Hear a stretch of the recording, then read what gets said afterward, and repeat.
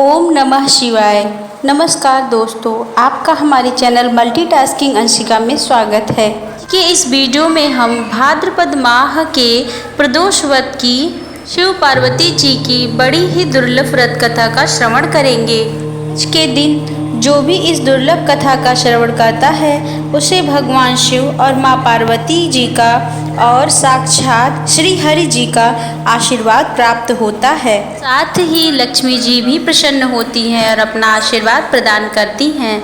दोस्तों, अगर आपने हमारे चैनल को सब्सक्राइब नहीं किया है तो हमारे चैनल को सब्सक्राइब कर लीजिए और हमारे इस वीडियो को लाइक और कमेंट में ओम नमः शिवाय, जय भगवान विष्णु, जय माता लक्ष्मी अवश्य लिख दीजिए। जो प्रदोष व्रत मंगलवार के दिन पड़ता है वह प्रदोष भौम प्रदोष व्रत या मंगल प्रदोष व्रत कहलाता है। इसकी कथा इस प्रकार है। एक समय की बात है, एक नगर में एक वृद्धा रहती थी। उसका एक ही पुत्र था। वृद्धा की हनुमान जी पर गहरी आस्था थी। वह प्रत्येक मंगलवार को नियम पूर्वक व्रत रखकर हनुमान जी की आराधना करती थी। एक बार हनुमान जी ने अपनी भक्तिनी उस वृद्ध महिला की श्रद्धा का परीक्षण करने का विचार किया।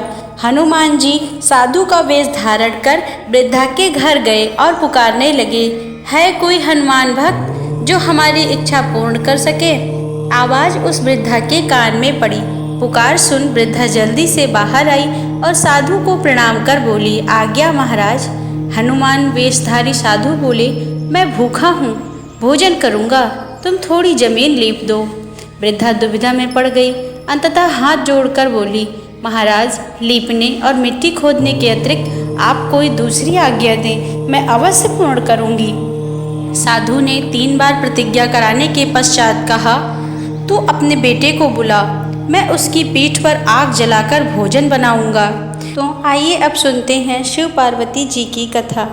एक बार माता पार्वती ने भगवान शिव से कहा कि प्रभु, मैंने पृथ्वी पर देखा है कि जो व्यक्ति पहले से ही अपने प्रारब्ध से दुखी है आप उसे और ज़्यादा दुख प्रदान करते हैं, और जो सुख में है आप उसे दुख नहीं देते हैं। भगवान ने इस बात को समझाने के लिए माता पार्वती को धरती पर चलने के लिए कहा और दोनों ने इंसानी रूप में पति पत्नी का रूप लिया और एक गांव के पास डेरा जमाया। शाम के समय भगवान ने माता पार्वती से कहा कि हम मनुष्य रूप में यहाँ आए हैं, इसलिए यहाँ के नियमों का पालन करते हुए हमें यहाँ भोजन करना होगा। इसलिए मैं भोजन की सामग्री की व्यवस्था करता हूँ, तब तक तुम भोजन बनाने की व्यवस्था बनाओ। भगवान के जाते ही माता पार्वती रसोई में चूल्हे को बनाने के लिए बाहर से ईंटें लेने गई और गांव में कुछ जर्जर हो चुके मकानों से ईंटें लाकर चूल्हा तैयार कर दिया। चूल्हा तैयार होते ही भगवान वहां पर बिना कुछ लाए ही प्रकट हो गए। माता पार्वती ने कहा उनसे, आप तो कुछ लेकर ही नहीं आए, भोजन कैसे बनेगा? भगवान बोले, पार्वती, अब तुम्हें इसकी ज़रूरत नहीं पड़ेगी। भगवान ने माता पार्वती से पूछा कि तुम चूल्हा बनाने के लिए इन ईंटों को कहाँ से लेकर आई?